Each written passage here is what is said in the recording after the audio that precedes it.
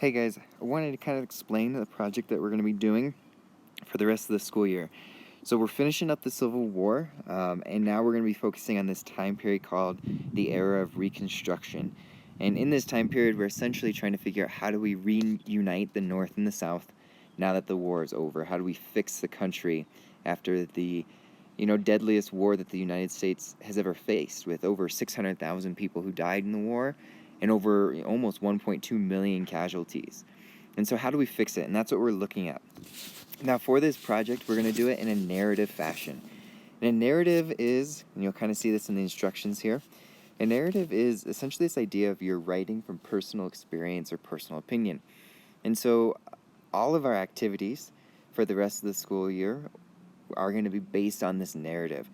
And through this narrative, you'll have different assignments and different tasks each day of each week that in your responses are really based kind of on your opinion. Now you're going to want to place yourself in the mindset or the character of the time period, and try not to bring 21st century ideas into it. Try to think like it's 1860s and you're living in this time period. In addition with that, try to be creative, have fun with this. Don't, your opinion can be present in this. Your, personal biases can be present in this. Create it what you want as if you are living during this period of trying to fix the country and bring it back together. Now, you're going to notice on our instruction sheet here, down at the bottom, if you notice here, oops, mine's kind of moving, you have all of your instructions or what your tasks are for each day. And so you'll see that, Wednesday you need to complete pages 1 and 2, Thursday page 3, and Friday page 4. Those match up if I come into the assignment here and open up this assignment really quick. Those match if you come down to the page numbers down here in the bottom right corner. So this is page 1, page 2, page 3, and page 4. And so these are your slides that you'll be working with this week. And you'll want to complete. Again, a lot of them are just opinion-based. They do have different pieces of information that you want to look at and be able to access. Now, as you'll notice in the instructions, I give all of these instructions for you to use. Make sure that you read them. But you'll notice for a lot of these that you have instructions off onto the side. So like for this one, to the far left, you have instructions. You can kind of slide over to see them. You might need to zoom out on your computer. So that way, for example, I'm going to zoom out really quick. If I zoom out, you can see them over here on the side.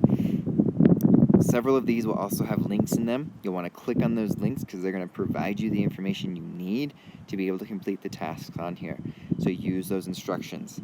The other thing you have access to, and this is on an iPad, so it's going to look different. I explain in the instructions how to access it. Here in the blue in the middle is how to access speaker notes.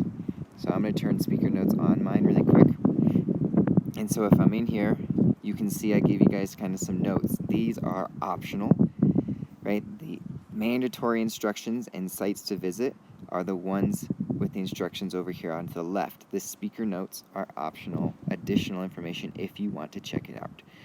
But you can have those on and kind of get an idea of some additional information. The last thing with this is each week as you get new slides, you will need to copy and paste those slides into this main project document.